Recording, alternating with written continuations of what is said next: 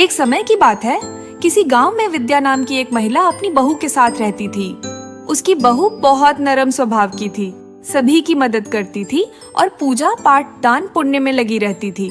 उसका बेटा कमाने के लिए विदेश गया हुआ था। सीता, ओ सीता, आई माँ जी। कहाँ थी? क्या कर रही थी? कुछ नहीं माँ जी, रसोई के कामों में लगी थी। कामों में लगी थी या चोरी छुपे कुछ खा रही थी? नहीं माँ जी, मैं भला चोरी छुपे क्यों खाऊंगी। अच्छा ठीक है। मैं तो तुझे ये बता रही थी कि करवा चौथ का त्योहार आ रहा है। परसों मेरी बबीता अपने पहले करवा चौथ के लिए घर आ रही है। घर में किसी चीज की कोई कमी तो नहीं है? देख लेना, रसोई में सामान पूरा है ना? जी माँ जी, आप चिंता ना करें, सब सामान है और कुछ चाहिएगा तो मैं आपको बता दूंगी। अगले दिन विद्या की बेटी बबीता घर आती है। माँ, कहाँ हो माँ? मैं आ गई। अरे आ गई बेटी, आजा आजा, कब से मैं तेरा इंतजार कर रही थी। कितनी देर कर दी। अरे माँ, तुम्हें तो रमेश की आदत पता ही है, मेरे बिना बिल्कुल नहीं रहते। कहने लगे मैं ऑफिस जाऊंगा, उसके बाद तुम जाना। अच्छा है बेटा, पति को अकेला छोड़ना भी नहीं चाहिए। माँ, ये भाभी कहाँ है? नजर नहीं आ रही। यही है, वो कहाँ जाएगी? 24 घंटे मेरे सर पे सवार रहती है। तेरे कमरे की सफाई करने को बोला है, वही कर रही है। अच्छा माँ, ये सब छोड़ो, तुम ये बताओ मुझे बाजार कब लेके चलोगी?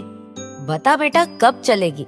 आज ही चलते हैं। मैंने करवा चौथ का सामान अभी तक नहीं खरीदा। मुझे महंगी सी साड़ी के साथ में मैचिंग ज्वेलरी, चूड़ी, चप्पल सब खरीदना है।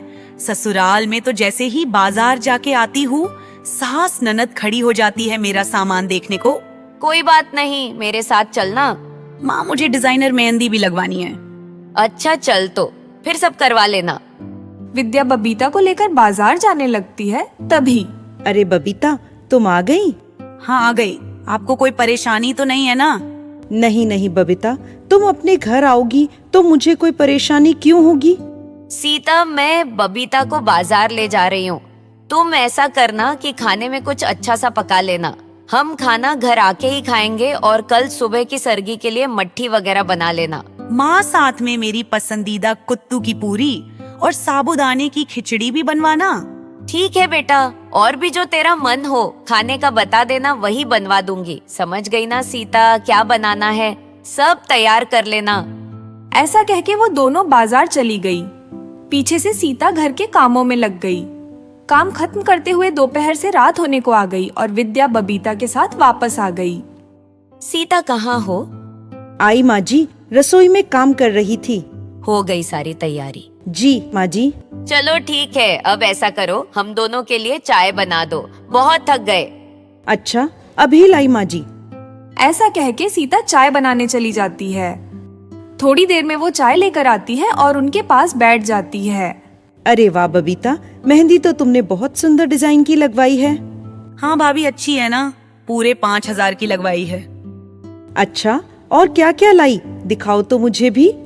क्यों भाभी, मैं आपको क्यों दिखाऊं? मेरे सामान को नजर लगाना चाहती हो? अपने पति को तो कमाई के लालच में इतना दूर भेज दिया, अब तो उन्हें घर आए बरसों हो गए, पता नहीं कहाँ है कहाँ नहीं। मेरी मेहंदी को देख के तुम्हें जलन हो रही है, अब मेरे सुहाग के सामान को भी नजर लगाओगी? भगवान ना करे बेटा कि कभी तेरे साथ ऐसा हो। इसे तो अकेली रहने की आदत हो गई है। मेरी बेटी को तो सुखी रहने दे। सीता रोते हुए वहाँ से चली जाती है। रात को वो मेहंदी का घोल बना के अपनी उंगलियों पर लगा लेती है और रोते हुए भगवान को याद करती सो जाती है। अगले दिन सुबह जल्दी उठकर बबीता भर पेट सरगी खाती है तो वही सीता पानी की एक बूंद भी नहीं पीटी और माँ करवा से प्रार्थना करती है। हे माँ करवा, आप तो सब जानती हैं, मैंने कभी किसी से जलन नहीं रखी। आज मैं आपकी कसम खाती हूँ, जब तक मेरे पति वापस नहीं आते मैं पानी की एक बूंद तक नहीं पीऊंगी। निर्जला उपवास रखूंगी। आपको मेरे पति को वापस भेजना ही होगा। ऐसा कह के सीता रोते हुए माता के आगे बैठ जाती है। सभी औरतों के साथ करवा चौथ की कथा सुनती है। शाम होती है तभी सीता, एक काम कर, चांद निकलने वाला है, खाने की तैयारी कर ले और पूरी गरम गरम ही बनाना। जब बबीता खाएगी, मेरी बच्ची सुबह से भूखी है और ठंडी पूरी से उसका पेट नहीं भरेगा। चांद निकलता है और बबीता घर की छत पर चढ़कर अपने पति रमेश का इंतजार करने लगती है। वही सीता माँ करवा के आगे बैठी आंसू बहाती रहती है। तभी घर की घंटी बजती है। आप आ गए? हाँ सीता, मैं आ गया। मुझे पूरा विश्वास था कि आप आज जरूर आएंगे। माँ करवा ने मेरी सुन ली। मुझे माफ कर दो सीता, मैंने आने में बहुत समय लगा दिया, लेकिन अब मैं तुम्हें छोड़ के कभी नहीं जाऊंगा। तभी छत से बबीता रोते हुए नीचे आती है। क्या हुआ बबीता, तुम रो क्यों रही हो? अभी मेरे फोन पे फोन आया है कि रमेश का एक्सीडेंट हो गया है।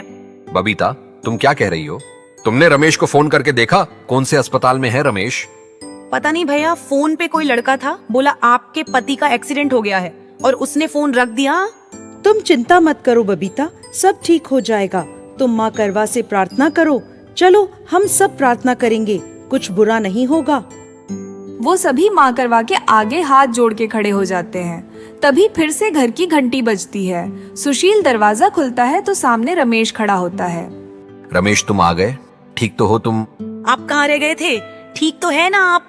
हाँ, मैं बिल्कुल ठीक हूँ। मुझे क्या होना था, बस वो मेरी बाइक खराब हो गई थी, इसीलिए देर हो गई और फोन की बैटरी खत्म हो गई। बबीता, जरूर तुम्हारे साथ किसी ने मजाक किया होगा। भाभी मुझे माफ कर दो, मैंने तुम्हारा बहुत दिल दुखाया है, शायद इसीलिए माँ करवा ने मेरे साथ ऐसा किया। माफ कर दो मुझे। सीता बबीता को गले से लगा लेती है और वो दोनों मिलकर चांद को देखकर अपना करवा चौथ का व्रत खोलते हैं और खुशी खुशी रहते हैं। एक समय की बात है, किसी गांव में एक ब्राह्मण रहते थे जिनके 2 बेटे थे। बड़े बेटे की शादी हो गई थी। उसकी पत्नी कांता बहुत सुशील, समझदार और शांत महिला थी। सारा दिन घर के कामकाज में लगी रहती थी। अपने ससुर का और अपने देवर का सारा काम वो अपनी जिम्मेदारी समझकर करती थी। कांता का पति सुरेश एक छोटी मोटी नौकरी करता था। वहीं उसका देवर राजीव एक बड़ी मल्टीनेशनल कंपनी में काम करता था। भाभी, आपने कपड़े धो दिए? हाँ भैया, कपड़े तो मैंने सुबह ही धोकर सुखा दिए थे। थैंक यू भाभी। वो क्या है ना, कल सुबह मेरी बहुत ही इम्पोर्टेंट मीटिंग है और मुझे वही अपनी वाइट शर्ट पहन के जानी थी। थैंक यू भाभी, आप बहुत अच्छी हो, हम सबकी जरूरतों का कितना ख्याल रखती हो। कांता बेटा, आज खाने में क्या बनाने वाली हो? पिताजी, सुरेश जाते हुए कड़ी चावल का कह गए थे, मैं वो ही बनाने जा रही हूँ। आप बताइए, आप क्या खाएंगे? ठीक है, कढ़ी चावल ही बना लो, मैं वही खा लूंगा। नहीं पिताजी, अगर आप और कुछ खाना चाहते हो तो बता दो, मैं वही बना दूंगी। ठीक है बेटा, मेरे लिए थोड़ी सी खिचड़ी बना देना, तबीयत कुछ ठीक नहीं लग रही है। जी पिताजी। कांता इसी तरह पूरे घर की जरूरतों का ध्यान रखती थी। समय के साथ राजीव को एक लड़की सविता पसंद आई। उन दोनों की शादी हो गई। सविता राजीव के ऑफिस में ही काम करती थी। वो बड़े खानदान की बेटी थी। उसे पैसे का बहुत घमंड था। सविता, तुम ऑफिस जा रही हो? अभी तो तुम्हारी शादी को बस 3 ही दिन हुए हैं। कुछ दिन की और छुट्टी ले लेती। नहीं भाभी, छुट्टी लेना इतना आसान नहीं है। आप घर में रहती हैं, आपको पता नहीं है बाहर की दुनिया में काम करना कितना मुश्किल है। और वैसे भी घर में बैठे बैठे बोर ही हो जाती हूँ। अच्छा, ठीक है। ये तो बताती जाओ कि शाम को घर आकर खाने में क्या खाओगी। मैं तुम्हारी पसंद का खाना बनाऊंगी। भाभी, हमारा शाम का खाना मत बनाना, मैं और राजीव बाहर डिनर करने जाएंगे। ऐसा कहकर सविता अपने ऑफिस के लिए चली जाती है। कुछ समय बाद करवा चौथ का त्योहार आता है। सविता की यह पहली करवा चौथ थी, तो उसके पीहर से बहुत सारी मिठाई, कपड़े, गहने आदि आते हैं, जिन्हें देखकर सविता बहुत इतराने लगती है और कांता से कहती है, आप करवा चौथ पर क्या पहनेंगी? आपके घर से तो शायद कुछ भी नहीं आया। आप चाहो तो मेरी कोई साड़ी लेकर पहन सकती हो।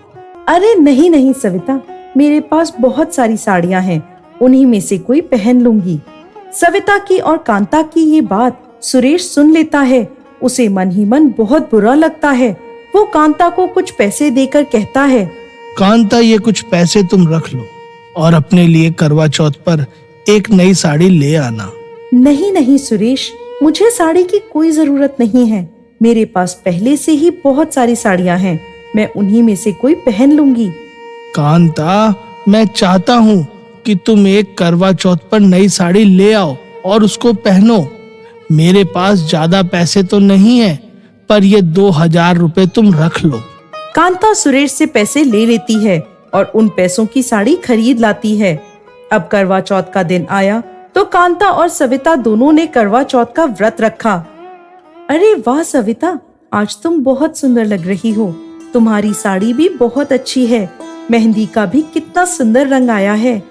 हाँ भाभी, 2.5 लाख रुपए की साड़ी है, मेरे डैड ने दिलाई है स्पेशल करवा चौथ के लिए, और कल ही 20,000 की मेहंदी लगवा कर आई हूँ। मॉडर्न डिजाइन है, अच्छा तो लगेगा ही। अरे वाह, बहुत सुंदर है। वैसे भाभी, आपकी भी साड़ी ठीक ठाक ही लग रही है। हाँ, कल ही मुझे सुरेश ने ये साड़ी दिलाई है। सरिता, शाम को 4 बजे पंडितानी जी करवा चौथ की कहानी सुनाने आएंगी, तुम तैयार रहना। नहीं नहीं भाभी, मेरा तो मेरी फ्रेंड्स के साथ आउटिंग का प्लान है, हम लोग वहीं कहानी सुन लेंगे। अच्छा अच्छा, ठीक है। चांद उगने तक तो तुम आ जाओगी ना? हाँ, तब तक तो मैं घर आ ही जाऊंगी। ठीक है, तो हम साथ में चांद को अर्घ देंगे। ठीक है भाभी, तो मैं जा रही हूँ, बाय। रात को जब चांद निकला तो कांता सविता को बुलाने गई। सविता, चांद निकल आया है, चांद को अर्घ देकर अपना व्रत खोल लेते हैं। भाभी, आप अपना व्रत खोलो, राजीव आने वाले ही हैं, तब मैं अपना व्रत खोल लूंगी। आने ही वाला है तो हम भी इंतजार कर लेते हैं, उसके आने पर अपन एक साथ व्रत खोलेंगे। भाभी, आप समझते क्यों नहीं, मैं राजीव के साथ व्रत खोल लूंगी। आप अभी जाकर चांद देख लें और मुझे परेशान तो बिल्कुल भी न करें। सविता की ये बात सुनकर कांता वापस आ गई और सुरेश के साथ छत पर जाकर उसने चांद को अर्घ दिया और अपना व्रत खोल लिया। सुरेश, मैं जाकर देखती हूँ कि राजीव आया या नहीं, बेचारी सविता भूखी है। कांता, तुम राजीव और सविता की चिंता करना छोड़ दो, वह दोनों समझदार हैं, अपना जीवन अच्छी तरह जीना चाहते हैं। तुम उनके मामलों में बोलना बंद कर दो। नहीं नहीं, ऐसी कोई बात नहीं है, मैं अभी जाती हूँ और सविता को देख कर आती हूँ। कांता जैसे ही सविता के कमरे में जाती है तो देखती है कि सविता जमीन पर बेहोश पड़ी है। वो जल्दी से सुरेश को बुलाती है। सुरेश डॉक्टर को लेकर आता है और सविता को होश आ जाता है।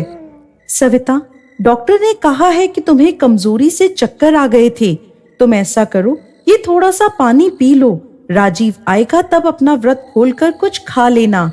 नहीं दीदी, मेरा पहला करवा चौथ का व्रत है, जब तक राजीव नहीं आएंगे तब तक मैं अपना व्रत नहीं खोलूंगी। सुरेश, सविता तो जिद पर अड़ी है, आप ऐसा कीजिए, राजीव के ऑफिस जाकर उसे ले आइए।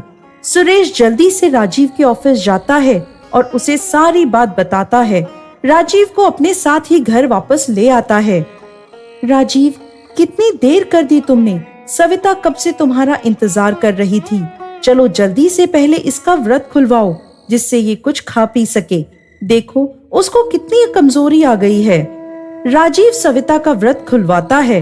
कांता का ऐसा व्यवहार देखकर सविता अपने किए पर शर्मिंदा हो जाती है और हाथ जोड़कर कांता से माफी मांगती है और कहती है, भाभी मुझे माफ कर दो, पैसे के इस चकाचौंध में मैं रिश्तों की अहमियत भूल गई थी। आज अगर आप और भैया ना होते तो शायद मैं यहाँ बेहोश ही पड़ी रहती। अपने बुरे व्यवहार की आपसे माफी मांगती हूँ, मुझे माफ कर दो दीदी, मुझे माफ कर दो।